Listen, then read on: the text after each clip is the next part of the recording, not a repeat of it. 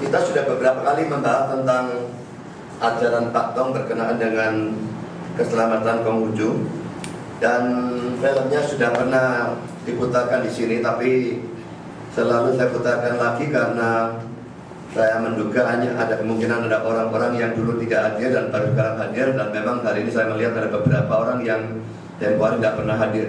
Jadi akan diputarkan supaya sudah melihat saya tidak mengada-ada, saya tidak memfitnah, karena tujuannya sudah muncul, itu fitnah dan sebagainya.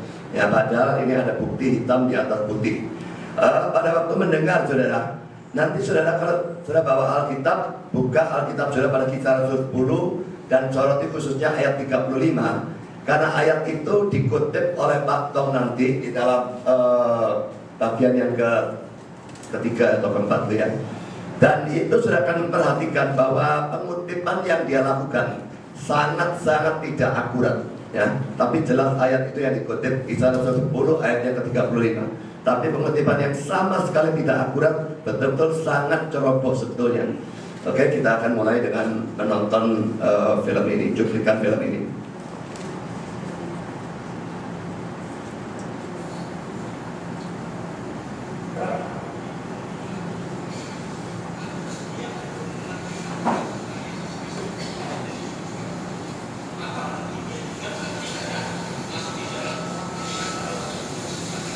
Nanti kita cari kalau di surga ada. Orang agung seperti Konghucu, apa dia diselamatkan atau tidak? Kalau diselamatkan, tak pernah dengar Injil. Kalau diselamatkan, kok tak pernah dengar Injil, bagaimana diselamatkan? Kalau tak diselamatkan, kasihan ya orang hidup baik kok. Pokoknya serahkan sama Tuhan. Tuhan tak mungkin salah semua. Tuhan tak mungkin salah. Kalau Tuhan bisa salah, dia sungkan sendiri tak jadi Tuhan semua.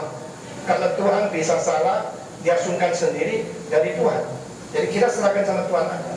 Apa kata anugerah khusus yang Tuhan berikan kepada orang-orang seperti ini, kita tidak tahu cuma kita. Tapi Tuhan itu adil, dan Tuhan itu bijak. Tuhan itu tidak salah. Pokoknya kita menyerahkan kepada Tuhan saja. Itu iman kita. Ada pertanyaan lain lagi?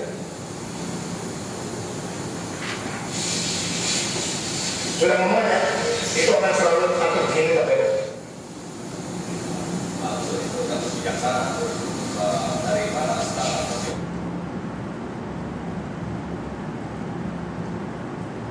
Kalah sama orang-orang yang hanya menerima wahyu umum dan reaksinya menjadi filsafat. Sekali lagi ya, apa yang ditulis oleh Konghucu bukan wahyu umum. Itu hanya response of man toward God's general revelation. Maka jika terjadi terbentuk antara filsafat Konghucu dengan Alkitab, tidak ya. Kan itu bukan wahyu. Itu cuma respons, reaksi manusia terhadap wahyu. Bisa bedakan itu ya. Ini tangkapnya mesti tangkap jelas. Dan saya percaya kalimat ini di dalam buku-buku Kristen untuk menangkapi semua filsafat daripada timur dan barat tidak jelas dikasih tahu. Maka saya harus mentuturkan kepada saudara dengan sungguh-sungguh. Kalau kita membaca dan kita menemukan, saya percaya kalimat-kalimat Konghucu bukan hanya ide. Karena Konghucu sendiri menjalankan itu sebab dia dihormati begitu lama, begitu sungguh oleh begitu banyak orang. Konghucu sendiri menjalankan, dia sungguh-sungguh jujur. Nah, ini keagungan dia. Saya sih harap kalau besok di surga ketemu Konghucu ya. Tapi itu Tuhan yang tetapkan, bahkan saya tetapkan. Mungkin tidak, saya tidak tahu. Kalau Tuhan menyatakan sesuatu wahyu kepada dia, cuma tidak ditulis dalam Alkitab, maka saya tidak berani katakan. Nah, saya mengharapkan orang seperti ini diterima oleh Tuhan. Di dalam kalimat Alkitab ada satu tempat yang ada orang mengatakan, nah, ini membuktikan orang seperti Konghucu bisa diselamatkan. Di mana ayatnya? Itu di dalam Kisah Para Rasul pasal 10. Setelah selesai, Petrus berada di rumahnya siapa? Cornelius. Dia mengatakan satu kalimat, ternyata semua orang yang baik di dunia diterima oleh Tuhan. Nah, kalimat itu. Tapi itu tidak berarti sudah diselamatkan. Karena justru orang seperti itu masih perlu Petrus datang untuk memberitakan firman tentang Yesus Kristus. Barulah Cornelius itu menjadi orang yang diselamatkan. Tapi sebelumnya kebajikan mereka diterima. Itu. Oke? Sekarang kita melihat yang disebut Jinsu itu di dalam buku Konghucu itu cukup banyak.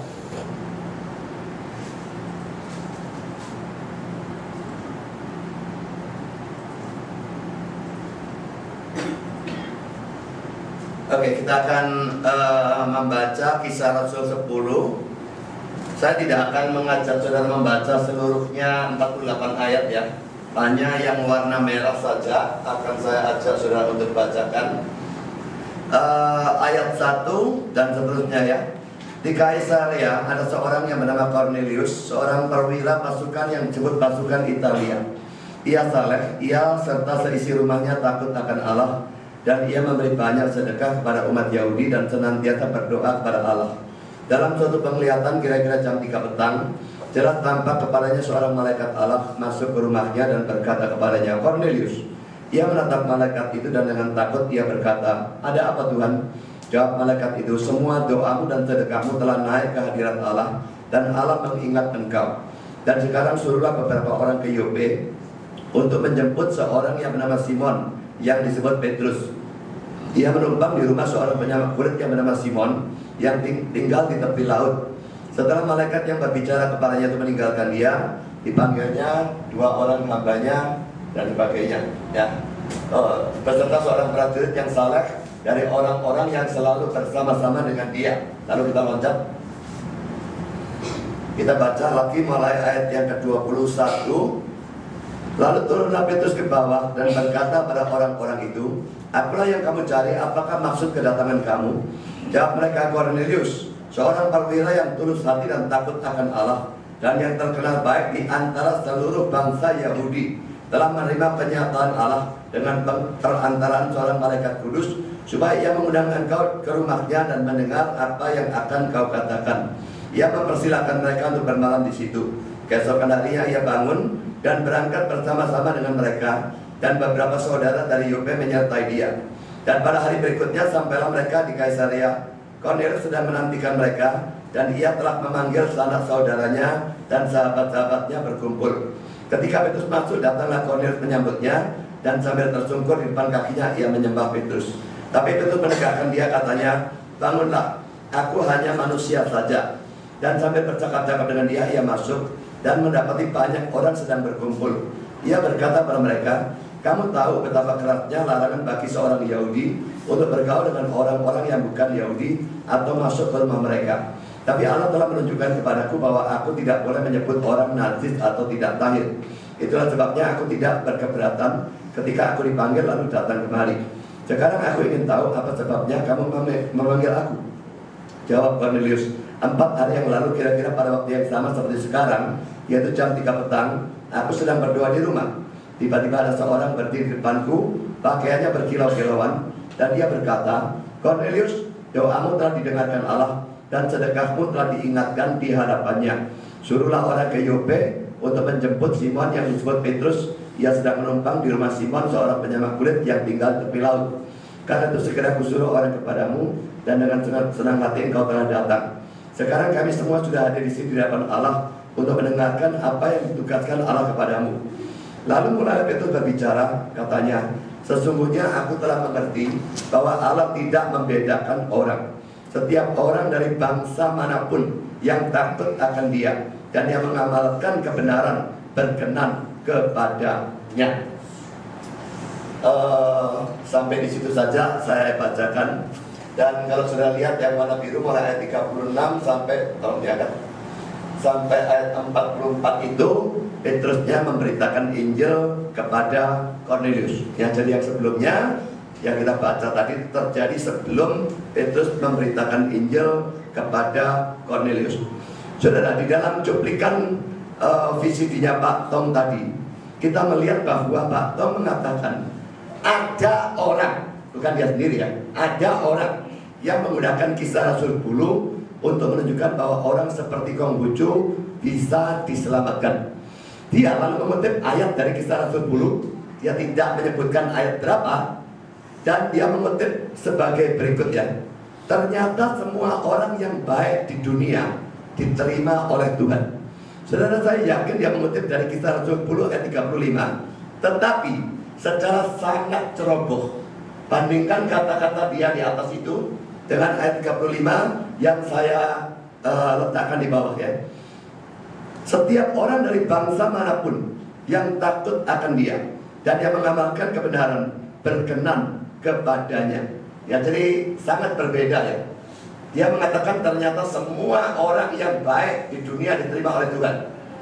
Ayatnya, setiap orang dari bangsa manapun yang takut akan Dia dan yang mengamalkan kebenaran berkenan kepadanya. Perhatikan yang warna merah ya, di atas maupun yang di bawah. Dia mengatakan yang baik. Di bawah, yang takut akan Dia dan yang mengamalkan kebenaran. Itu dua hal yang sebetulnya sangat berbeda. Nanti pada kali yang akan datang, entah minggu depan, minggu depannya lagi, saya akan menjelaskan apa itu perbedaannya. Tapi kata-kata yang dia pakai dan yang di sini sangat berbeda.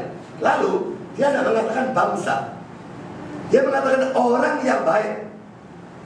Padahal penekanan dari seluruh kisah 10, bangsanya yang ditekankan, bukan orangnya sebetulnya. Orang dari bangsa manapun, karena dikontraskan bangsa yang non-Yahudi dan bangsa Yahudi. Jadi bukan bangsa Yahudi toh yang bisa diselamatkan atau terima Tuhan, bangsa non-Yahudi juga bisa diterima. Jadi bukan orang yang ditekankan, tapi bangsa. Jadi ini pengutipan yang sangat ceroboh, apalagi untuk orang sekali berbaktong ya. Mestinya kalau dia ngutip, kalau memang tidak hafal ayatnya, kalau lupa, dibuka saja Alkitabnya, dibaca ya. Kenapa ngutip luar kepala tapi ngawur tidak karu-karuan, itu saya tidak habis pikir ya. Lalu saudara, Pak Tong mengatakannya, dia tidak setuju dengan kata-kata orang tersebut, bahwa ayat ini atau kisah 10 ini bisa digunakan untuk mengatakan bahwa orang seperti Konghucu bisa diselamatkan. Dan alasan dia, Cornelius sendiri pada saat itu belum diselamatkan. Kan Petrus baru nginjil dia, baru dia diselamatkan. Ya, jadi pada saat itu Cornelius belum diselamatkan. Tapi Pendeta Stephen Thom juga mengatakan bahwa ayat ini yang dia kutip itu menunjukkan bahwa sebelum dia diselamatkan, belum dia beriman, kebajikan mereka itu sudah diterima oleh Tuhan. Ya saudara, apakah ini semua benar? Apakah tindakan orang yang belum beriman bisa disebut kebajikan di hadapan Tuhan dan bisa diterima oleh Tuhan? Saya yakin itu sama sekali tidak cocok dengan ajaran Reform, bahkan juga tidak cocok dengan ajaran Kristen. Tapi saudara, untuk tahu jelasnya, kita akan membahasnya secara panjang lebar. Saudara, pembahasan tidak akan selesai hanya pada hari ini. Jadi akan kita sambung pada kali yang akan datang. Tapi saudara, pertama-tama saya akan memberikan semacam garis besar ya. Pada poin yang pertama, saya akan membahas Cornelius dan agama Yahudi atau Yudaisme. Nanti pada bagian yang kedua, Cornelius dan iman. Pada bagian ketiga, Cornelius dan keselamatan. Dia sudah beriman atau belum? Dia sudah diselamatkan atau belum? Dan nanti saya juga akan membahas ayat itu secara khusus, Kisah Rasul pasal 10 ayat 34 dan 35. Jadi saya kira butuh sedikitnya 3 kali, termasuk kali ini ya. Minggu depan lagi, minggu depannya lagi. Kalau tidak mungkin 4 kali, saya tidak tahu ya. Tapi paling sedikit butuh 3 kali. Hari ini saya hanya membahas poin yang pertama, Cornelius dan agama Yahudi atau Yudaisme. Poin A saudara, pertama-tama perlu diketahui ya, adanya kelompok-kelompok ini ya, kelompok Yahudi, kelompok non-Yahudi. Jadi Yahudi sana, non-Yahudi sana, dan kelompok-kelompok lain yang ada di antaranya. Pertama saya akan soroti kelompok Yahudi. Ini sudah jelas, jadi tidak perlu dibahas apa-apa ya, Yahudi pokoknya. Yang kedua, kelompok non-Yahudi. Dalam bahasa Inggris digunakan istilah Gentile. Kalau bentuk jamak, Gentiles ya. Terjemahan hurufiah dari Yunani sebetulnya artinya nations atau bangsa-bangsa. Jadi kalau Yahudi, dia Yahudi. Tapi bangsa-bangsa ini semua bangsa lain selain Yahudi. Nah saudara, yang perlu diketahui saudara adalah bahwa kelompok Yahudi itu sangat memandang rendah kelompok non-Yahudi ini. Jadi kalau bagi kita melihat bangsa non-Yahudi gitu ya, atau orang non-Yahudi, bagi kita itu tidak ada arti negatif, itu istilah biasa. Memang ini bangsa Yahudi, ini bangsa bukan Yahudi. Tapi saudara, tidak demikian bagi mereka.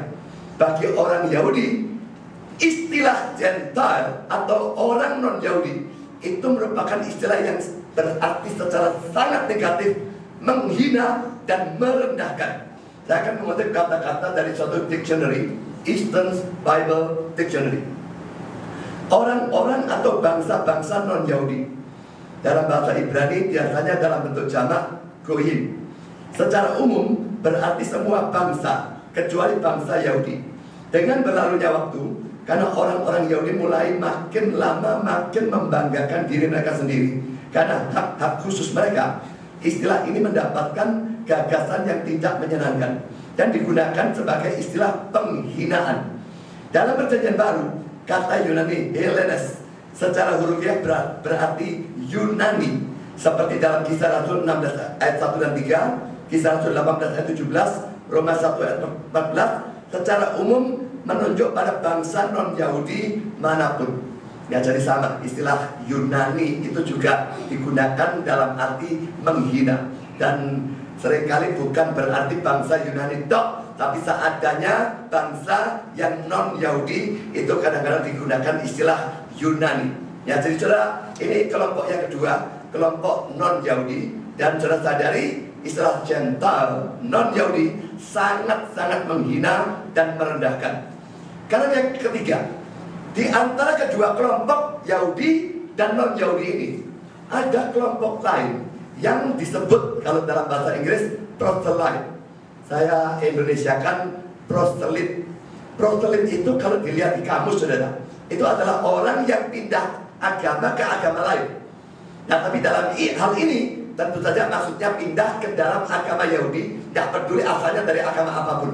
Ya, jadi proselyt itu orang yang sudah diyahudikan, orang non Yahudi tapi diyahudikan masuk agama Yahudi. Nah, saudara, ada dua jenis proselyt. Yang ini, saudara, saya sebelum mempelajari ini saya pun tidak tahu kalau ada dua jenisnya. Baru mempelajari baru tahu ya. Ada dua jenis proselyt. Yang pertama adalah proselyt full, sepenuhnya, dan yang kedua nanti proselyt sebagian. Saudara, proselyt yang sepenuhnya ini kalau dalam bahasa Inggris juga digunakan istilah yang bermacam-macam ya. Proselyte of righteousness, proselyt kebenaran. Ada yang menyebutnya proselyte of justice, proselyt keadilan. Lalu ada dua sumber yang menggunakan istilah proselyte of the sanctuary. Jadi sanctuary itu kalau bait Allah ya, ruang suci dan ruang maha suci seluruhnya itu sanctuary. Jadi tidak termasuk halam. Ya, jadi proselyt dari ruang suci, itu aja ruang suci dan ruang maha suci dari kepanjangannya. Pokoknya sudah ngerti, sanctuary itu bait Allahnya tapi bukan halamannya. Kan halaman, ruang suci, ruang maha suci. Ruang suci dan ruang maha suci itu yang disebut sanctuary. Jadi mungkin dianggap betul-betul masuk sampai digambarkan proselyt dari ruang suci. Saudara, yang ini proselyt sepenuhnya seperti ini, betul-betul dianggap sebagai Yahudi. Tapi tetap ada orang-orang yang mengatakan bahwa bahkan proselyt yang full ini tetap dipandang rendah oleh sebagian dari orang-orang Yahudi. Saya akan memberikan kutipan dari International Standard Bible Encyclopedia dengan topik proselyt. Proselyt, rabi-rabi mempunyai perasaan-perasaan yang bermacam-macam tentang proselyt. Sebagian seperti Hillel condong untuk menerima proselyt dan bahkan condong untuk mengurangi sedikit tuntutan-tuntutan pada permulaan, sehingga orang yang baru datang itu bisa mengerti roh yang benar dari agama Yahudi. Di sisi lain, Syamai, nama rabi yang lainnya, memandang proselyt dengan kecurigaan dan menuntut supaya mereka diperiksa secara menyeluruh sebelum diterima. Sebagai tambahan, sebagian orang Yahudi takut bahwa para proselyt akan kembali pada penyembahan berhala dari mana mereka datang, dan bahwa mereka tidak mentaati hukum-hukum yang berhubungan dengan upacara keagamaan dengan benar atau tepat. Bahkan beberapa rabi mengatakan bahwa para proselyt adalah seperti penyakit kulit yang melekat pada bangsa Yahudi. Tetapi sebagian ahli-ahli Alkitab mengatakan bahwa penggambaran di atas hanya dimaksudkan sebagai suatu lelucon dan tidak boleh ditafsirkan sebagai suatu sikap negatif terhadap proselyt. Saudara, bagi saya kalimat yang paling bawah itu ya, yang katanya itu cuma leluconnya, itu adalah sesuatu yang sangat tidak masuk akal. Menggambarkan sebagai penyakit kulit bisa lelucon, itu tidak lelucon ya. Itu pasti merupakan sesuatu yang serius. Bahkan orang-orang yang sudah diyahudikan mestinya dianggap full Yahudi tetap tidak bisa. mereka tetap dipandang rendah, mereka tetap dihina. Ya, apalagi yang masih belum masuk Yahudi full, lebih-lebih lagi. Lenski mengatakan demikian, hanya proselyt kebenaran atau dalam kurung dari ruang suci dianggap sebagai setara dengan orang-orang Yahudi, dan rabi-rabi sering berbicara secara meremehkan atau menghina bahkan tentang mereka, seperti pada saat mereka disebut sikut skabies Israeli. Saya tidak mengerti kata-kata itu, saudara. Kata-kata itu kata-kata bahasa Latin, tapi rupa-rupanya artinya sama seperti yang di atas. Jadi penyakit kulit yang melekat pada bangsa Yahudi. Karena yang tadi diterjemahkan penyakit kulit itu dalam bahasa Inggrisnya adalah scab, ya. Dan kata scab itu memang diambil dari kata Latin itu, scabies. Jadi kelihatannya artinya mungkin sama, tapi yang jelas dari kalimatnya kelihatan bahwa orang-orang Yahudi tetap memandang rendah proselyt yang full, yang sebenarnya penuh sudah diyahudikan, mesti yang setara, tidak peduli, tetap dipandang rendah dan digunakan kata-kata menghina untuk mereka. Sekarang proselyt yang kelompok kedua adalah proselyt sebagian, disebut dengan juga bermacam-macam istilah. Proselyte of the gate, proselyt pintu gerbang. Jadi mungkin digambarkan ya, kalau ada rumah atau ada halamannya, lalu ada pagarnya, ada pintu gerbangnya. Proselyt ini tidak betul-betul masuk, melihat toh, tapi tetap di pintu gerbang. Nah ini proselyt yang setengah-setengah, belum sampai betul-betul full masuk ke dalam. Karena itu disebut dengan istilah proselyte of the gate, proselyt pintu gerbang. Lalu juga disebut semi proselyte atau semi proselyt, atau juga disebut half proselyte, setengah proselyt.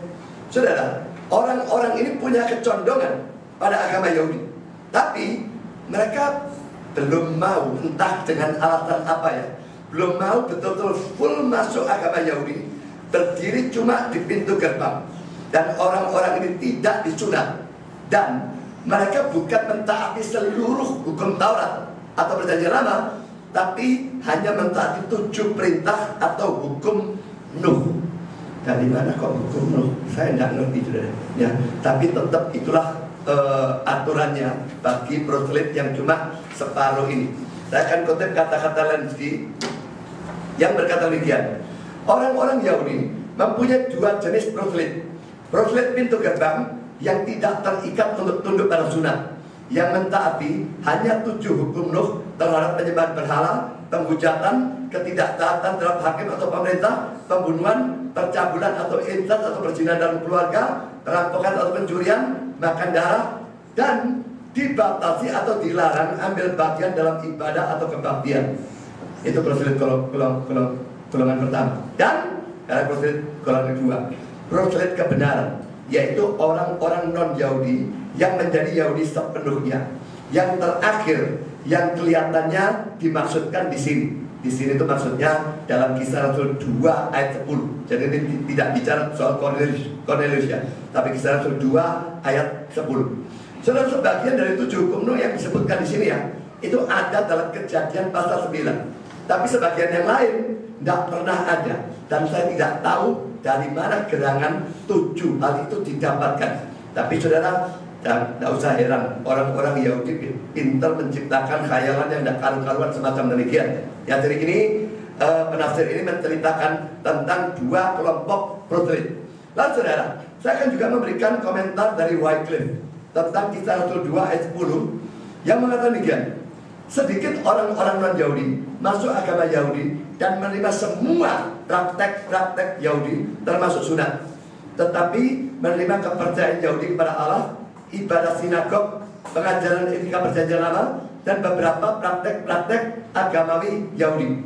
Orang-orang ini yang disebut orang-orang yang takut akan Allah, akrab dengan Perjanjian Lama dalam versi bahasa Yunani. Karena itu dibacakan dalam sinagog-sinagog. Orang-orang salah yang takut akan Allah ini menyediakan tanah yang paling subur di mana Injil berakar. Cornelius adalah semi proselyt seperti itu. Karakter salehnya dinyatakan oleh sedekahnya yang murah hati kepada bangsa itu dan doanya yang rutin kepada Allah. Ya, jadi yang betul-betul full Yahudi yang mengatakan sedikit, ya. Tapi yang lain itu cuma ya tidak masuk full, tapi menolak sunatnya, menerima hanya sebagian, kepercayaan daripada Allah, satu Allah, ibadah sinagog, ajaran etika perjanjian lama dan sebagainya. Ya, tapi tidak menerima secara full. Dan Cornelius dianggap seperti ini, semi proselyte. Lalu Eastern Bible Dictionary mengatakan demikian. Pembedaan antara proselyte pintu gerbang dalam kurung Keluaran 20 ayat 10 dan proselyte kebenaran berasal usul hanya dari rabi-rabi. Menurut mereka, proselyte pintu gerbang atau setengah proselyte tidak diwajibkan untuk disunat atau untuk tunduk pada hukum upacara Musa. Mereka hanya diharuskan untuk memenuhi apa yang disebut 7 peraturan atau ajaran Nuh, yaitu tidak melakukan penyembahan berhala, pemujatan, penumpahan darah, kenajisan, makan darah, pencurian, dan harus tunduk pada otoritas. Tapi di samping hukum-hukum ini, mereka diwajibkan untuk tidak bekerja pada hari Sabat dan menahan diri dari penggunaan roti beragi pada masa Paskah. Proselyte kebenaran, proselyte yang religius atau saleh, Kisah Rasul 13 ayat 43, terikat pada semua ajaran dan peraturan dari sistem Yahudi dan merupakan anggota-anggota dari sinagog dalam persekutuan sepenuhnya.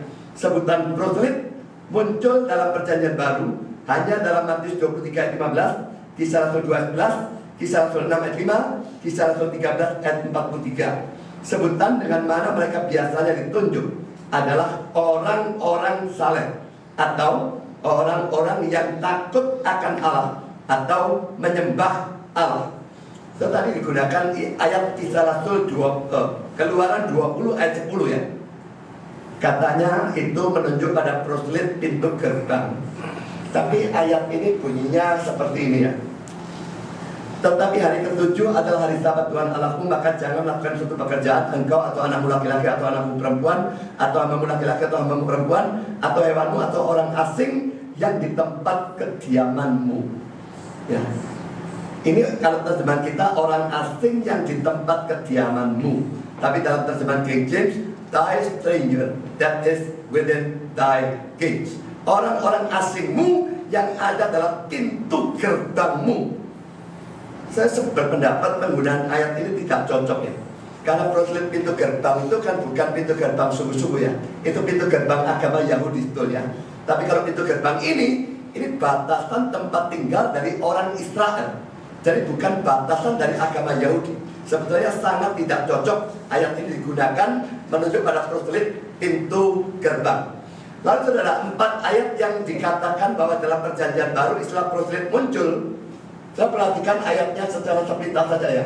Matius 23 ayat 15, penganut agama. Itu dalam bahasa Inggris King James itu diterjemahkan proselyte. Lalu Kisah Rasul 2 ayat 11. Kalau dalam bahasa Inggris ayat 10. Tapi kalau dalam Indonesia ayat 11. Laki-laki diterjemahkan penganut agama Yahudi. Dalam King James proselyte. Dalam bentuk jamak proselyte. Lalu Kisah Rasul 6 ayat 5, seorang penganut agama Yahudi dari Antioquia. Dalam King James, a proselyte of Antioch. Ya, seorang proselyte dari Antioquia. Lalu yang keempat adalah Kisah Rasul 13 ayat 43, penganut agama Yahudi. Dalam King James, religious proselyte. Proselyte yang religius. Ya, jadi itu beberapa kutipan tentang proselyte. Ada 2 macam proselyte dan sebagainya. Sekarang kita masuk pada poin B. Sekarang mari kita lihat ya, atau pelajari atau bahas Cornelius itu termasuk yang mana? Yahudi, non-Yahudi, lalu proselyte full, proselyte tengah. Dia termasuk yang mana? Untuk bisa tahu, coba kita soroti lagi beberapa ayat ini ya. Kita pelajari beberapa ayat ini sekali lagi. Di Kaisaria ada ayat 1 dan 4 ya. Lalu ayat 7, ayat 22, ayat 24, ayat 30 dan 31. Di Kaisaria ada seorang yang bernama Cornelius, seorang perwira pasukan yang disebut pasukan Italia. Jadi jelas asalnya dia pasti Gentile, non Yahudi asalnya, yang dia tentara Romawi. Dia saleh. Ia serta seisi rumahnya takut akan Allah, dan ia memberi banyak sedekah kepada umat Yahudi dan senantiasa berdoa kepada Allah. Dalam satu penglihatan, kira-kira jam 3 petang, jelas tampak kepadanya seorang malaikat Allah masuk ke rumahnya dan berkata kepadanya, Cornelius. Dia menatap malaikat itu dan dengan takut dia berkata, ada apa Tuhan? Jawab malaikat itu, semua doamu dan sedekahmu telah naik ke hadirat Allah dan Allah mengingat engkau. Lalu ayat 7, setelah malaikat yang berbicara kepadanya itu meninggalkan dia, dipanggilnya 2 orang hambanya beserta seorang prajurit yang saleh dari orang-orang yang selalu bersama-sama dengan dia. Ayat 22, jawab mereka, Cornelius, seorang perwira yang tulus hati dan takut akan Allah dan yang terkenal baik di antara seluruh bangsa Yahudi, telah menerima pernyataan Allah dengan perantaraan seorang malaikat kudus, supaya ia mengundang engkau ke rumahnya dan mendengar apa yang akan kau katakan. Ayat 24, dan pada hari berikutnya sampailah mereka di Kaisarea. Cornelius sudah menantikan mereka dan ia telah memanggil sanak saudara dan sahabat-sahabatnya berkumpul. Ayat 30, jawab Cornelius, 4 hari yang lalu, kira-kira pada waktu yang sama seperti sekarang, yaitu jam 3 petang, aku sedang berdoa di rumah. Tiba-tiba ada seorang berdiri di depanku, pakaiannya berkilau-kilauan, dan ia berkata, Cornelius, doamu telah didengarkan Allah dan sedekahmu telah diingatkan di hadapannya. Saudara, ada bermacam-macam pandangan tentang diri Cornelius pada saat ini. Maksud saya pada saat itu sebelum dia itu diinjil oleh Petrus. Setelah diinjili menjadi Kristen. Tapi sebelumnya ini bagaimana dalam hubungan dia dengan agama Yahudi atau Yudaisme. Pertama saudara, ini pandangan mayoritas penafsir ini termasuk kelompok pertama ya. Hampir semua, mungkin 80-90% penafsir menganggap Cornelius sebagai seorang proselyte of the gate, proselyte pintu gerbang, atau semi proselyte atau setengah proselyte, ya proselyte yang cuma sebagian, bukan yang full. Perhatikan kata-kata Lenski yang berkata demikian. Ia dan seluruh keluarganya adalah proselyte pintu gerbang.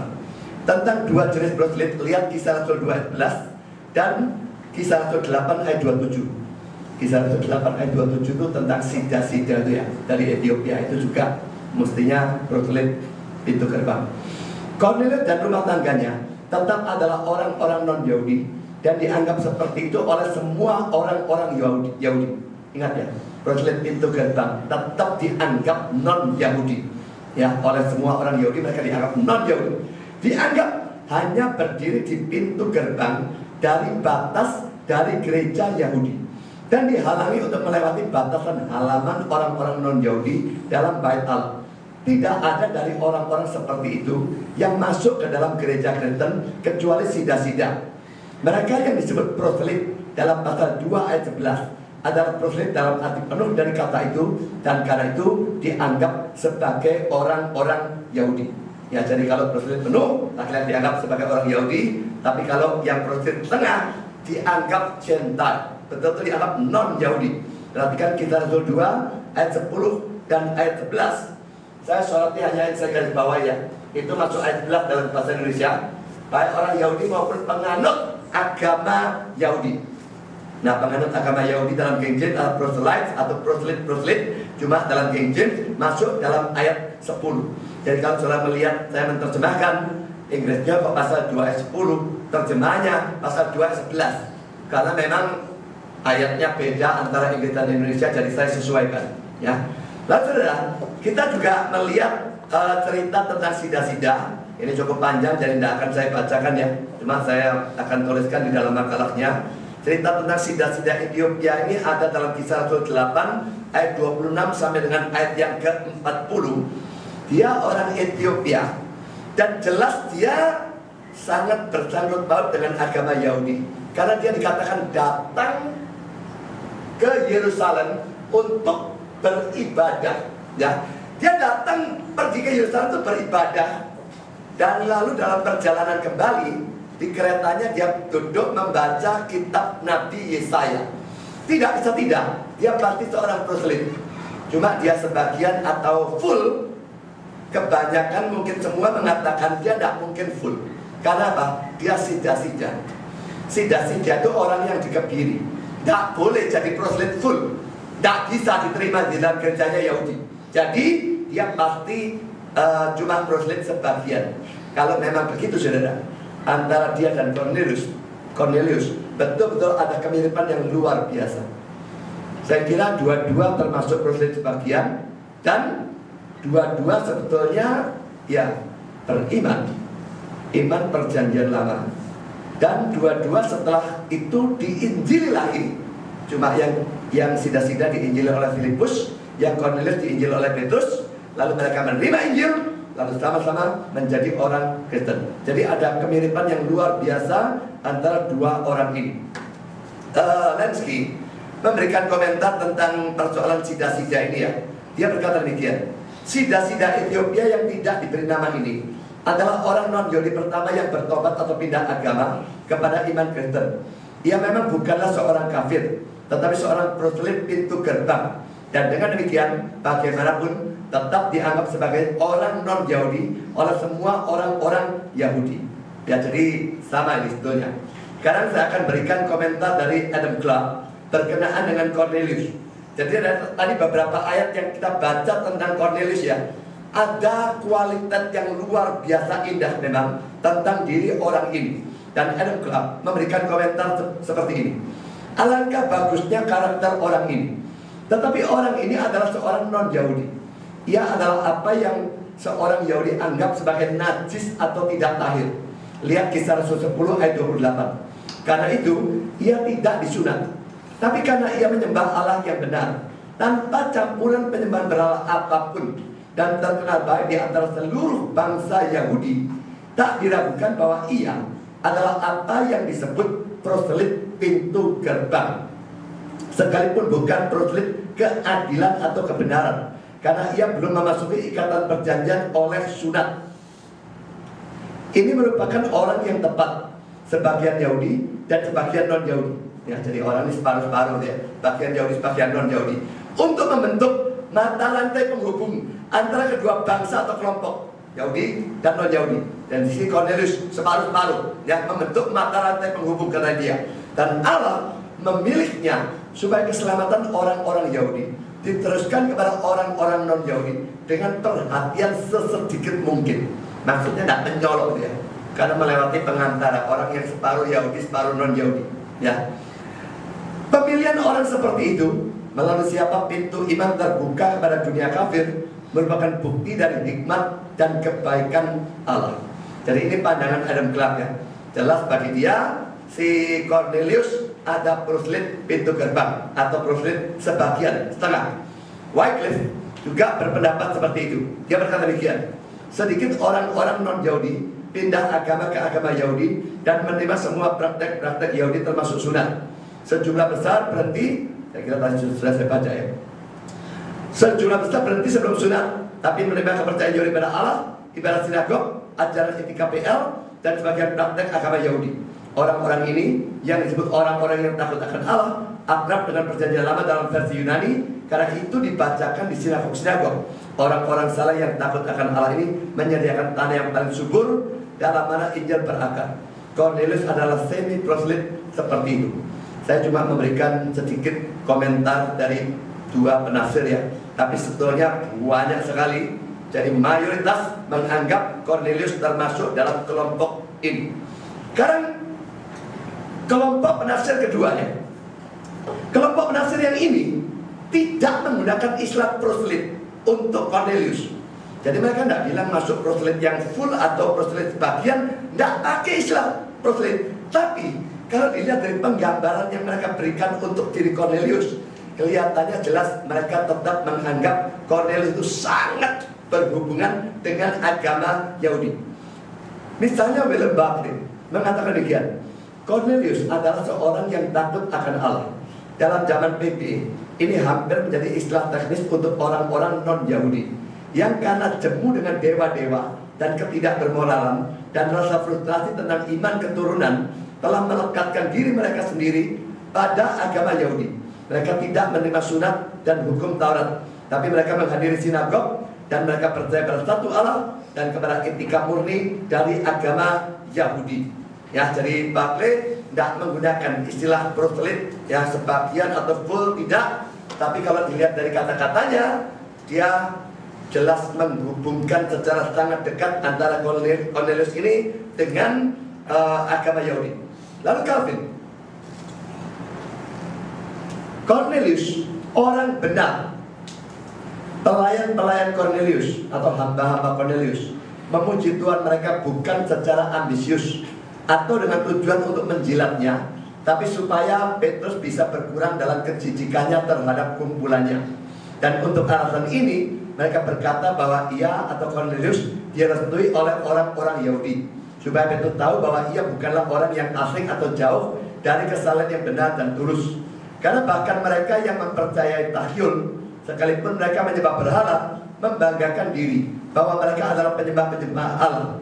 Tapi Cornelius tidak bisa mempunyai orang-orang Yahudi yang mempertahankan penyembahan terhadap Allah yang benar saja menjadi saksi-saksi dari kesalahannya, kecuali ia telah mengaku bahwa ia menyembah Allah dari Abraham bersama mereka.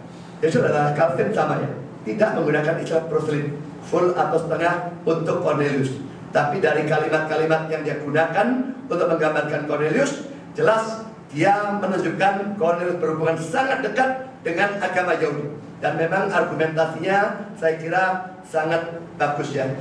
Dia terkenal baik di antara seluruh bangsa Yahudi. Tidak peduli dia memberikan sedekah kepada Yahudi ya, tapi bisa terkenal baik di antara seluruh bangsa Yahudi, itu mustahil, kecuali dia punya iman yang sama. Jadi setidaknya dia mengaku percaya kepada Allah yang sama, Allah yang Esa, Allah dari Abraham dan sebagainya. Ya, jadi ini kelompok penafsir yang kedua. Sekarang kelompok penafsir yang ketiga, ini sangat sedikit ya. Ada yang menganggap Cornelius sepenuhnya sebagai seorang Gentile, seorang non-Yahudi, atau boleh dikatakan tidak berhubungan dengan Yudaisme atau agama Yahudi, atau bahkan boleh dikatakan bukan seorang proselyt sama sekali. Ada pandangan yang sedikit berbeda-beda dalam kelompok ini, tapi mungkin yang paling ekstrim adalah yang orang ini, saudara. Albert Barnes itu punya pandangan yang bagi saya sangat ekstrim. Dia mengatakan demikian: Cornelius ini merupakan nama Latin dan menunjukkan bahwa orang ini tak diragukan adalah seorang Romawi. Telah diduga oleh banyak penafsir bahwa ia adalah seorang proselyt pintu gerbang, yaitu seorang yang telah meninggalkan penyembahan berhala, yang mentaati sebagian dari upacara-upacara Yahudi, sekalipun tidak disunat dan tidak disebut sebagai orang Yahudi. Tetapi tidak ada bukti yang cukup tentang hal ini. Dia menyangkal ya, bahkan proselyt pintu gerbang disangkal sama dia ya. Penerimaan atau penangkapan cerita Petrus dalam Kisah Rasul 11 ayat 1-3 menunjukkan bahwa rasul-rasul yang lain menganggapnya sebagai orang non-Yahudi. Dalam Kisah Rasul 10 ayat 28, Petrus dengan jelas menganggap dia sebagai seorang asing yang dalam arti apapun tidak menganggap dia sendiri sebagai orang Yahudi.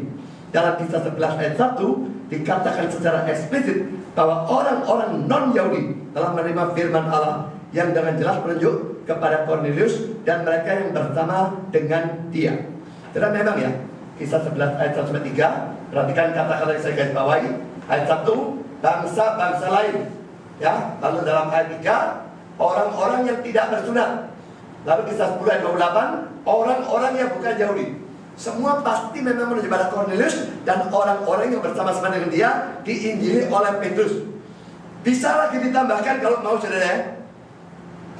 Kisah Rasul 15 ayat 7, bangsa-bangsa lain. Perhatikan hanya yang saya garis bawahi. Dalam King James, the Gentiles atau orang-orang non-Yahudi. Lalu Kisah Rasul 15 ayat 14, istilah sama, bangsa-bangsa lain, the Gentiles, orang-orang non-Yahudi. Semua ini menunjuk kepada Cornelius dan orang-orang di rumahnya. Baca sendiri ayatnya dan cek konteksnya, so akan melihat itu dengan gampang. Itu pasti menunjuk pada Cornelius. Dan lucunya, Albert Barnes menggunakan ayat-ayat itu sebagai suatu argumentasi. Cornelius dianggap disebut sebagai orang non-Yahudi, Gentile, orang tidak bersunat. Karena itu katanya dia, ini bukan proselyt pintu gerbang. Loh, proselyt pintu gerbang itu memang tidak bersunat. Kalau yang bersunat itu proselyt yang full. Proselyt pintu gerbang memang dianggap sebagai non-Yahudi, yang Gentile, orang-orang Yahudi. Jadi argumentasi dia tidak punya kekuatan ya. Karena kalau kita lihat dari penjelasan tadi, proslet pintu gerbang dianggap non-Yahudi, dianggap memang tidak bersunat, memang tidak bersunat. Jadi bahwa itu dianggap sebagai alasan bahwa dia itu bukan proslet pintu gerbang, tidak ada argumentasinya sama sekali di sana. Ya, saya lanjutkan kata-kata dari Albert Barnes yang berkata demikian.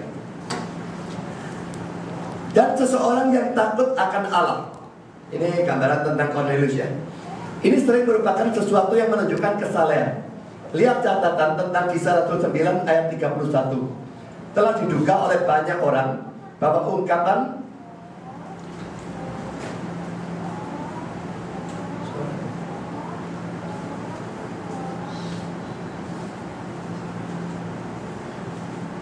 jangan dibiarkan rame ya, telah diduga oleh banyak orang bahwa ungkapan yang digunakan di sini menunjukkan bahwa Cornelius adalah seorang Yahudi atau diajar dalam agama Yahudi dan adalah seorang proselyt. Tapi ini sama sekali tidak berarti demikian.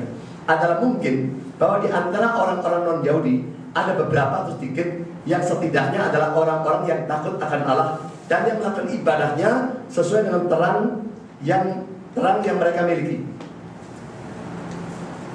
Demikianlah sekarang ada orang-orang yang ditemukan di negara-negara kafir dengan suatu cara yang tak diketahui telah diajar tentang jahatnya penyembahan berhala dan perlunya suatu agama yang lebih murni dan yang bisa disiapkan untuk menerima Injil.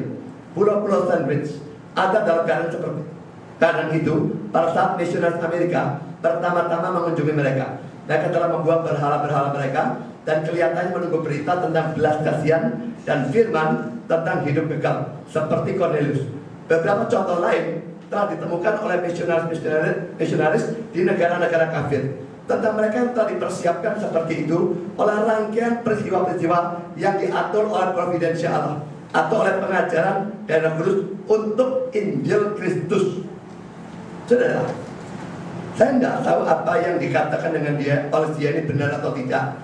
Tapi kalaupun apa yang dia katakan ini benar, ya, ada orang-orang yang belum dijangkau firman apapun PL ataupun PB sudah buangi berhala dan disiapkan oleh Roh Kudus di Injil langsung terima. Saya berpendapat kalaupun kasus itu benar, itu kasus yang sangat berbeda dengan kasus Cornelius. Kenapa? Karena Cornelius jelas sekali ayat-ayat tadi menunjukkan sangat berhubungan dengan perjanjian lama dan agama Yahudi. Dia melakukan banyak hal yang menurut saya hanya bisa dilakukan oleh orang yang sangat akrab dengan agama Yahudi atau seorang proselyt. Nanti kita akan lihat buktinya. Saudara, saya lanjutkan dengan satu kutipan dari International Standard Bible Encyclopedia dengan topik Cornelius. Dia mengatakan demikian: kepentingan yang tepat atau persis dari peristiwa ini tergantung pada posisi dari Cornelius sebelum peristiwa itu terjadi. Pasti ia bukanlah proselyt dari ruang suci, disunat di bawah hukum Taurat, anggota dari komunitas Yahudi. Ini sangat jelas dari Kisah 10 ayat 28, 34, 45, 11 ayat 3 dan 18, 15 ayat 7 dan 14. Tapi apakah ia bukan seorang dari bentuk proselyt yang lebih rendah, yang belakangan disebut proselyt pintu gerbang? Pertanyaan ini telah banyak diperdebatkan dan tetap didiskusikan. Ramsey mengatakan bahwa istilah takut akan Allah selalu digunakan dalam Kisah Rasul berhubungan dengan jenis proselyt ini. Orang-orang seperti ini harus mentaati peraturan-peraturan kemurnian tertentu. Mungkin pengarang ini menganggap yang disebutkan dalam Kisah Rasul 15:29 dan yang berdiri dalam hubungan yang dekat dengan prinsip-prinsip yang diberikan dalam Imamat 17 bagi tingkah laku orang-orang asing yang tinggal di antara orang-orang Israel. Di sisi lain, Renan mengatakan bahwa Cornelius bukanlah seorang proselyt sama sekali, tetapi hanya merupakan seorang non-Yahudi yang saleh, yang menerima sebagian dari gagasan-gagasan dan kebiasaan-kebiasaan agama Yahudi yang tidak melibatkan suatu pengakuan yang khusus. Kepentingan dari seluruh transaksi bagi perkembangan dari gereja kelihatannya tergantung pada keadaan bahwa Cornelius bukanlah seorang proselyt sama sekali. Demikianlah kami menganggap Cornelius secara hurufiah sebagai buah pertama dari orang-orang non-Yahudi. Saudara, bagian yang saya beri garis bawah dan warna biru itu ya, kontras sekali dengan apa yang tadi Adam Clark katakannya. Kalau Adam Clark mengatakan Cornelius ini sebagian Yahudi, sebagian non-Yahudi, dan merupakan mata rantai yang cocok Allah pilih supaya perpindahan Injil itu dari Yahudi ke non-Yahudi tidak terlalu menyolok. Jadi sengaja Allah pilih orang seperti ini, proselyt pintu gerbang, setengah Yahudi, setengah non-Yahudi, sebagai mata rantai. Tapi kalau dia menggunakan logika yang berkebalikan, dan yang mengatakan, kan mula-mula yang terima Injil Yahudi. Dalam Kisah Rasul 8 lari ke Samaria.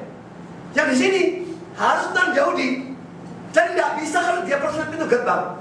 Proselyt pintu gerbang itu kan sudah dianggap Yahudi.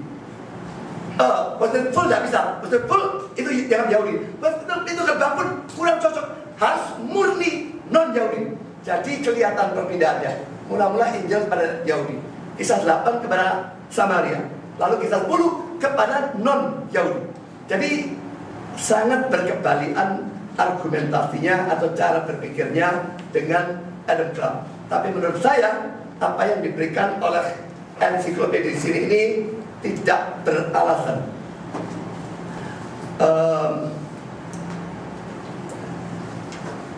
Saya mengutip lagi dari suatu ensiklopedia.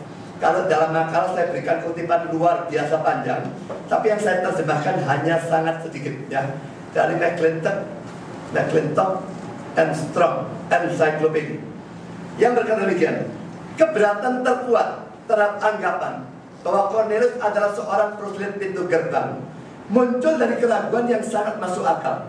Apakah pembedaan seperti itu sudah ada pada zaman rasul-rasul? Dr. Lardner mengatakan bahwa gagasan tentang dua jenis proselyt tidak ditemukan dalam penulis Kristen manapun sebelum abad ke-14. Lihat juga Jennings, Jewish Antiquities. Argumentasi pada sisi yang lain dengan cakap dinyatakan oleh Townsend. Jadi dia memberikan argumentasi ya, tapi dia tentang sendiri juga. Jadi dia berkata tidak ada penulis Kristen sebelum abad 14 menggunakan istilah proselyt pintu gerbang atau proselyt full atau apapun, tidak ada pembedaan dua itu. Jadi baru ada pembedaannya dalam abad ke-14. Jadi tidak mungkin mengatakan ini proselyt ini, tidak mungkin ya. Tapi dia juga memberikan pada bagian akhir argumentasi pada sisi yang lain dengan cakap dinyatakan oleh orang yang namanya Townsend. Cuma sayangnya dia tidak memberikan apa itu argumentasinya ya. Jadi tetap itu ada pro kontranya ya. Saya lagi-lagi memberikan kata-kata dari Pulpit Commentary yang berkata demikian. Merupakan suatu pertanyaan yang menarik berkenaan dengan status dari Cornelius. Apakah ia adalah seorang proselyt dalam arti teknis apapun? Tetapi seluruh cerita dalam mana ia dibicarakan hanya sebagai seorang non-Yahudi dan tidak disunat, kelihatannya menunjukkan bahwa sekalipun ia telah mempelajari dari orang-orang Yahudi untuk menyembah Allah yang benar, dan dari kitab suci Yahudi membaca atau mendengar di sinagog untuk mempraktekkan hal-hal baik yang naik ke atas sebagai suatu peringatan di hadapan Allah, tapi ia sama sekali bukan seorang proselyt. Jadi penafsir ini anggap bukan proselyt belas. Ada kaitannya sedikit dengan Yahudi, tapi tetap bukan proselyt sama sekali. Alexander mengatakan demikian, Saleh, takut atau hormat bukan semata-mata dalam arti kafir, tapi sebagai buah dari kasih karunia ilahi yang memberi banyak sedekah atau mempraktekkan kasih atau kemurahan hati, tidak semata-mata kepada orang-orang miskin secara umum, tetapi kepada bangsa itu, yaitu pada bangsa pilihan, anak-anak Israel, di antara siapa ia tinggal dan dari siapa ia telah mempelajari agama yang benar. Berdoa kepada Allah atau meminta dari Allah, yaitu memandang kepada Yehova atau Allah Israel dan bukan kepada berhala-berhala.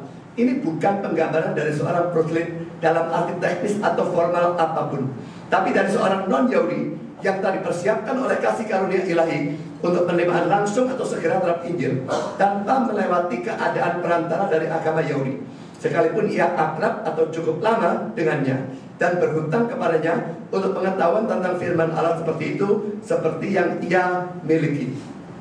Saudara, yang mesti diterima yang mana? 3 kelompok ya. Yang pertama mengatakan proselyt pintu gerbang.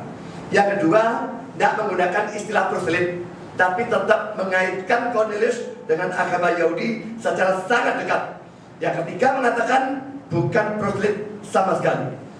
Menurut saya saudara, pandangan yang menganggap Cornelius sama sekali bukan proselyt itu merupakan suatu pandangan yang sama sekali tidak masuk akal dan tidak cocok dengan penggambaran Kisah 10 ini tentang diri Cornelius. Kita akan pelajari ya, penggambaran Kisah 10 tentang diri Cornelius. Pertama, poin A, saudara, dalam ayat 2 dia dikatakan sebagai orang yang saleh. Ini pertama ya. Kedua, dalam ayat 2 dan ayat 22 dia dan seisi rumahnya dikatakan takut akan Allah. Dia tidak dikatakan takut akan dewa ya. Kalau dia Romawi dia percaya dewa mestinya. Tidak, dia takut akan Allah. Dan juga perhatikan, Cornelius mempengaruhi seisi rumahnya. Sehingga bukan cuma dia yang takut akan Allah, seisi rumahnya juga ikut takut akan Allah. Ini kualitas yang luar biasa. Ketiga, ini menyorot sekali. Dia memberi banyak sedekah kepada umat Yahudi. Perhatikan ya, di sini dikatakan dia bukan cuma memberi sedekah kepada seadanya orang, tidak. Tapi khusus dikatakan banyak sedekah kepada umat Yahudi. Mengapa saudara dia mengarahkan sedekahnya khusus kepada bangsa Yahudi? Tidak bisa tidak, karena dia setuju dengan ajaran agama mereka dan dia merasa berhutang budi kepada orang-orang Yahudi. Dia belajar kebenaran agama yang benar dari orang-orang Yahudi itu. Dan karena dia kepingin balas budi, dia berikan sedekah banyak, ditujukan khusus kepada bangsa itu, yaitu bangsa Yahudi. Jadi saudara, ini bukti yang sangat menyorot menurut saya poin C ini. Lalu poin keempat, poin D, dia senantiasa berdoa kepada Allah. Tentang doa Cornelius ya, ada beberapa hal yang perlu diperhatikan. Pertama, laki-laki ingat, dia berdoa kepada Allah, bukan kepada dewa, bukan kepada berhala. Yang kedua, dia berdoa pada pukul 3 petang. Itu ada dalam ayat 3 dan ayat 30. Apa poinnya saudara berdoa pada pukul 3 petang? Orang Yahudi punya jam doa ya, seperti orang Islam. Dan pukul 3 petang itu merupakan jam doa Yahudi. Kenapa gerangan dia berdoa pada pukul 3 petang yang merupakan jam doa Yahudi? Ini argumentasi menurut saya sangat kuat, menunjukkan bahwa Cornelius memeluk agama Yahudi. Apakah memang kalau full jelas tidak, tapi dia mesti sebagian itu pasti. Kalau full dia memang belum dijelaskan ya, jadi jelas tidak full, tapi sebagian itu rasanya pasti. Kalau tidak ada poinnya ya, berdoa pada jam doa orang Yahudi. Perhatikan kata-kata dari Ellen Brown di sini. Itu kira-kira jam yang ke-9 dari hari itu, sesuai dengan pukul 3 petang. Lihat catatan pada Kisah 3 ayat 1, saat doa umum menurut kebiasaan orang-orang Yahudi. Ingat ya, jamnya Yahudi beda dengan jamnya Romawi. Kalau jamnya Romawi itu perpindahan harinya pada jam 12 malam. Tapi kalau Yahudi pada jam 6 sore. Jadi kalau jam yang ke-9 ditinjau dari jam 6 pagi gitu ya, jam yang ke-9 itu menjadi pukul 3 sore, pukul 3 petang ya, dan itu adalah jam doanya Yahudi. Saudara, dia berdoa pada jam doa Yahudi. Dan juga kalau saudara lihat, dikatakan senantiasa ya, dalam ayat 2, senantiasa berdoa kepada Allah. Jadi saudara, ini menunjukkan suatu doa yang rutin ya, bukan cuma doa yang dadaan. Kalau doa dadaan saudara, saat hanya kafir ateis bisa doa. Mau dibunuh orang, wah ketakutan luar biasa doa, bisa saja. Tapi saudara, dia doa rutin. Pada jam doa Yahudi, ini bukan doa dadaan yang hanya dilakukan pada saat ada bahaya, ada saat ancaman Allah. Tidak, doa rutin. Dan pulpit komentari mengatakan demikian, bukan semata-mata pada doa sebagai suatu tindakan mendadak, didesak oleh bencana atau kesukaran, tapi pada doa sebagai ungkapan harian dari roh yang menghargai ketergantungan pada Allah. Ini hal yang kedua yang kita bahas dari poin tentang doa Cornelius. Ketiga, doanya mencapai Allah, didengarkan, dikabulkan oleh Allah. Ini sebetulnya tidak mungkin tidak ya. Orang ini pasti punya iman. Tanpa iman tidak bisa doanya mencapai Allah ya. Jadi imannya bagaimana? Iman Kristen pasti belum. Kalau iman Yudaismenya juga tidak ada belas, kalau dia memang tidak ada sangkut paut dengan Yudaisme, ya dia tidak ada iman sama sekali. Lalu bagaimana doanya bisa diterima oleh Allah, didengar oleh Allah? Itu sama sekali tidak mungkin. Lalu keempat, saudara, berkenaan dengan doa Cornelius, apa kira-kira isi doanya? Isi doa memang tidak disebutkan eksplisit, tapi bisa diperkirakan. Karena apa? Malaikat itu datang dalam penglihatan kepada dia untuk menjawab doanya. Ada dalam ayat 4 dan ayat 31. Dan berdasarkan itu, Lansky mengatakan demikian. Cornelius melakukan lebih dari sekedar menggunakan jasa doa Yahudi. Ia memohon Allah untuk menerangi hatinya, untuk menggenapi janji-janji agung yang berkenaan dengan Mesias, untuk memberikan kepadanya bagian dalam janji-janji itu. Ini adalah permohonan-permohonan yang sekarang menerima jawaban yang menyolok. Saudara, berdoa katanya Lansky ini dikabulkan oleh Allah melalui malaikatnya. Dan malaikat beri petunjuk panggilan Petrus. Petrus datang beritakan Injil tentang Kristus, dia percaya pada Kristus. Jadi dia lalu menyimpulkan secara masuk akal, Cornelius sudah kenal Mesias, tapi kepingin lebih tahu lagi. Dan karena dia berdoa minta petunjuk itu, dan lalu dikabulkan. Saudara, kalau dia berdoa berkenaan dengan Mesias, tidak mungkin dia tidak punya sangkut paut dengan agama Yahudi, karena tidak ada Mesias di dalam agama lain. Dia pasti berhubungan dengan agama Yahudi. Tahu tentang Mesias, tapi dia ingin tahu lebih jauh lagi, dan dia berdoa untuk itu dan dikabulkan. Ya, Lansky mengatakan tentang persoalan dia memberikan sedekah dan dia berdoa. Untuk dua poin ini digabungkan oleh dia dalam kata-kata seperti ini. Cornelius mengusahakan dua hal yang menonjol atau terkemuka dalam agama Yahudi. Ia memberikan banyak sedekah dan ia rajin atau tekun dalam doa. Penerima dari kemurahan hatinya adalah bangsa itu. Kata Yunani yang dipakai adalah Laos. Begitu sering menunjuk kepada bangsa Yahudi. Ia telah mendapatkan begitu banyak melalui mereka, sehingga ia melakukan balasan yang murah hati dan penuh terima kasih. Jadi saudara, dia mengatakan bahwa memberi sedekah dan berdoa itu dua hal yang sangat menonjol di dalam agama Yahudi. Bahwa Cornelius melakukan ini, dan dua itu disebutkan secara khusus oleh Lukas sebagai penulis dari kisah Rasul, jelas menunjukkan Cornelius pasti berhubungan dekat sekali dengan agama Yahudi. Sekarang poin yang kelima, poin E. Ia terkenal baik di antara seluruh bangsa Yahudi. Ini ayat 22 ya. Calvin dalam kata-kata yang tadi sudah saya kutip ya, secara benar menjadikan ini sebagai bukti Cornelius pasti setuju dengan agama Yahudi. Karena kalau tidak mungkin bisa terkenal baik dalam kalangan bangsa Yahudi ya. Jangan dipikir ya, karena dia beri banyak sedekah kepada orang Yahudi, dia pasti terkenal baik. Tidak bisa. Yahudi ini bangsa yang luar biasa fanatik dalam hal agama. Tidak bakal bisa disokong dengan sedekah lalu terkenal baik. Kalau dia tidak setuju dengan agama mereka, tidak bakal terkenal baik.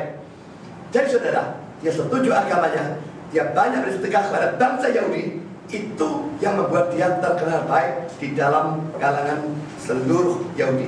Ya, jadi ini argumentasi atau poin E. Sekarang F, dia dikatakan sebagai seorang benar. Saudara, terjemahan Indonesia salah, sehingga tidak kelihatan seorang benar. Ayat 22, seorang perwira yang tulus hati. Kenapa bisa tulus hati saya tidak tahu ya, ini aneh ya. Kalau terjemahan King James, a just man, seorang yang adil atau seorang yang benar. Kata just itu bisa adil, bisa benar. Lalu RSV, an upright man, seorang yang lurus atau jujur.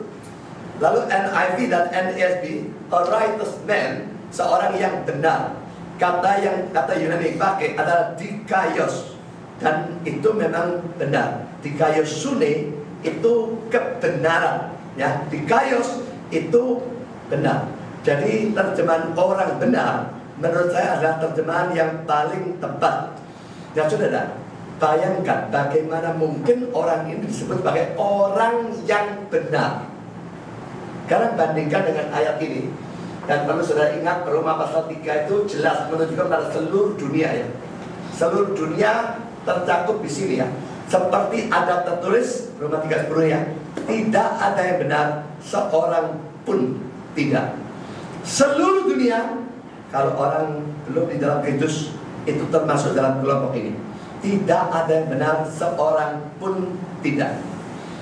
Cornelius hanya bisa dikatakan sebagai orang benar kalau dia mempunyai iman.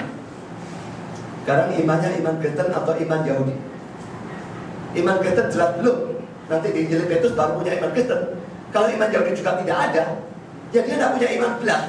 Kalau tidak punya iman belas, dari mana keterangan bisa disebutkan orang benar? Sementara Roma 3:10 mengatakan tidak ada yang benar, seorang pun tidak. Iman Kristen tidak ada. Pasti ada iman perjanjian lama. Pasti ada iman Yahudi. Tidak bisa tidak. Poin ini, dia mempunyai bawaan seorang prajurit yang saleh. Saya bisa dipastikan ya, prajurit ini bisa juga jadi saleh karena pengaruh dari Cornelius. Tidak mungkin tidak. Jadi Cornelius bukan cuma mempengaruhi keluarganya, juga sahabat-sahabatnya, juga bawahannya tentara-tentara yang ada di bawah pimpinannya dia. Ya, ini sesuatu yang luar biasa. Dari apa berkat yang dia terima dari agama baru itu dia salurkan. Seberapa bagus kalau saudara dibandingkan sama Cornelius? Pikirkan. Poin H, dia mengumpulkan sahabat-sahabat dan keluarganya ya, untuk mendengarkan ajaran atau pemberitaan Injil dari Petrus. Itu ada di dalam ayat yang ke-24. Saudara, dari banyak penggambaran yang saya tunjukkan ini ya tentang diri Cornelius di dalam Kisah 10 ini ya, menurut saya tidak ada kemungkinan seorang Gentile total, kafir total bisa hidup seperti ini. Semua poin-poin ini bukan cuma menunjukkan dia punya sangkut paut dengan agama Yahudi, tapi juga pasti menunjukkan dia punya iman dalam arti tertentu. Saya ingin saya tekankan kata-kata ini ya. Punya iman dalam arti tertentu. Saudara, apa sebab bagian ini saya bahas panjang lebar? Menurut saya pembahasan bagian ini sangat penting. Kalau Cornelius sama sekali tidak punya sangkut paut dengan agama Yahudi, seperti yang diberikan pandangan oleh Albert Barnes tadi yang saya bilang paling ekstrem, maka dia tidak mungkin bisa punya iman dalam arti apapun. Mengapa saudara? Karena pada satu firman tertulis itu cuma ada dalam kalangan bangsa Yahudi. Kalau dia tidak ada sangkut paut dengan Yahudi sama sekali, dia juga tidak punya firman tertulis perjanjian lama pun tidak punya. Lalu imannya muncul dari mana? Iman itu percaya pada firman. Kalau firmannya tidak ada, dia tidak bisa punya iman. Dalam arti apapun tidak bisa punya iman. Tapi dengan dia punya sangkut paut dengan Yahudi, biarpun bukan diyahudikan sepenuhnya, proselyt full, hanya proselyt pintu gerbang atau setengah proselyt, tapi tetap iman Yahudinya itu ada. Firman ada, iman itu memungkinkan ada. Kalau firman tidak ada, tidak mungkin bisa ada iman. Jadi bagian ini penting memberikan landasan pada poin yang akan saya bahas selanjutnya, Cornelius dan iman. Kalau di sini bisa terbukti dia itu non proselyt sama sekali, Gentile total, yang iman sudah tidak usah dibahas. Tidak bakal ada iman belas. Tapi ini jelas menurut saya dia proselyt sebagian, berhubungan sangat dekat dengan Yahudi. Jadi ada firman dan kehidupannya jelas menunjukkan ada iman. Dan itu akan kita bahas pada pembahasan selanjutnya pada kali yang akan datang. Sampai di sini pembahasan kali ini. Dalam pembahasan hari ini, sekalipun sesuatu yang bersifat teoritis, tetapi melandasi pengertian kami selanjutnya tentang persoalan Cornelius, juga memberikan kami pengertian lebih banyak tentang keadaan agama Yahudi pada zaman dahulu. Tuhan, biarlah Engkau memberkati pelajaran ini, juga Engkau memimpin hamba-Mu dalam persiapan untuk pelajaran-pelajaran yang akan datang berkenaan dengan Cornelius ini, sehingga hamba-Mu bisa mendapat pengertian yang betul-betul benar, sepenuhnya benar, dan menyampaikannya juga secara benar kepada kami semua. Terima kasih Bapa, dalam nama Yesus kami berdoa.